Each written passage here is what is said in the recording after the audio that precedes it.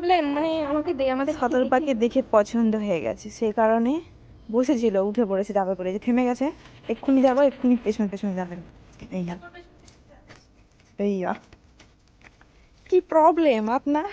আমরা মাথায় এলাই পেছন পেছন ঘুরি ঘুরি করে যান। কি চাই? কি সবুজ সবুজ ধানের।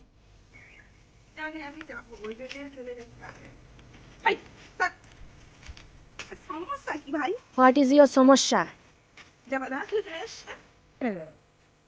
কি সমস্যা? চ চ চ, তোকে পছন্দ হয়েছে, বৌমা করবে তোকে। এই হচ্ছে আমাদের ডগিস ভাই, এই হচ্ছে সতর্পা। ডগিস ভাই কি দেখতে পেয়েছে? ডগিস বৌদি নাকি? তো জানে কোথায় বসতে হবে, आगे आगे যাচ্ছে, এবার সেই জায়গাটা বসে যাবে। हट, কি জানি না, हम लोगों को कालो कालो लगेगा क्योंकि हम लोग काला काला है, इसलिए পেছনে আমাদের ডগিস ভাই आ गया, যেখানেই যাচ্ছি সেখানেই যাচ্ছে। ডিডির মনে বড়ই চিন্তা, ডিডি বিয়েও করবে না, আবার সিঙ্গলেও থাকবে না, তাই ডিডি এখন ফোনে এই সমস্যার সমাধান খোঁজার ব্যস্ত। ডিডি হালকা মুচকি হাসি দিল। তাহলে কি ডিডি সমস্যার সমাধান পেয়ে গেছে? ইস না, ডিডি সমস্যার সমাধান পেল না, তাই ডিডির মুখটা গেল এই পাঁচুর মতো মেয়েটা হয়ে গেল। বাংলাদেশি, বাংলাদেশ পালানো হবে। এই যে এখন বসেছে, মুখ লুকিয়ে বসেছে, এভাবে চাদর ঢাকা দিয়ে। তো তোমরা তাদের ব্যবস্থা করো, একে বাংলাদেশি বিদায় করো। এবার আসল কারণটা জানতে পারলাম, কেন ডিডির সমস্যার সমাধান হচ্ছে না। ডিডি যেহেতু বাংলাদেশি, তাই ডিডি ইন্ডিয়াতে কাউকে মনের মতো পাচ্ছে না, কারণ এস আর এ ডিডি এর নাম নেই, তাই তাকে বাংলাদেশে চলে যেতে হবে। কারণটা জানার পর আমরা দুজন একটু দাঁত ফাটিয়ে নিলাম, কি আর করা যাবে, এইভাবেই এগিয়ে যেতে হবে।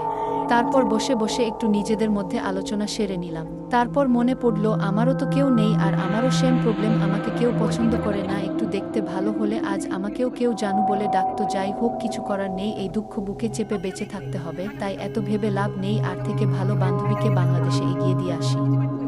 তাই তাড়াতাড়ি উঠে পড়লাম, আর ডগিস ভাই সেটা বুঝতে পেরে একটু চেয়ে দেখলো, কি করবে ভেবে না পেয়ে বেশ কিছুক্ষণ তাকিয়ে রইল। তারপর ভাবলো, ঘুমটাই আগে, আদের সাথে বেশি মিশলে কোথায় আমিও এদের মতো চির সিঙ্গেল হয়ে যাব।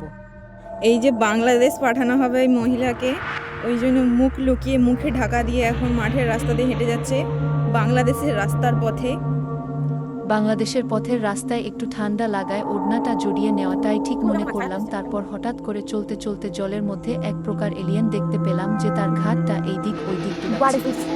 তারপর হঠাৎ করেই চোখে পড়ল একটা বড় অ্যানাকোন্ডা সাপ, যার মুখ থেকে লালা ঝরে পড়ছে। সামনে বাচ্চা মেয়েটির দিকে তাকিয়ে তার দিকে ধেয়ে চলেছে, তাকে গিলে খাবার জন্য। সেটা দেখে আমরা তৎক্ষণাৎ এখন থেকে পালানোর চেষ্টা করলাম। পালাতে গিয়ে আমরা ভুল করে একদম সুন্দরধা চকচকে একটি পাকার রাস্তায় নেমে পড়লাম, যেটা দিয়ে আমরা তাড়াতাড়ি শতরূপাকে তার জায়গায় পৌঁছে দিই। সতর্পা বাংলাদেশে পৌঁছে গেছে, যে ওর জন্য এখানে থাকার ব্যবস্থা করা হয়েছে, এটা এখানটাতে আজ থেকে ও থাকবে। তারপর দেখলাম ওর জল খাওয়ার জন্য একটা বড় পাত্রে জল ভরে রাখা আছে, আর কয়েকজন আগে থেকে ওর জন্য অপেক্ষা করছে।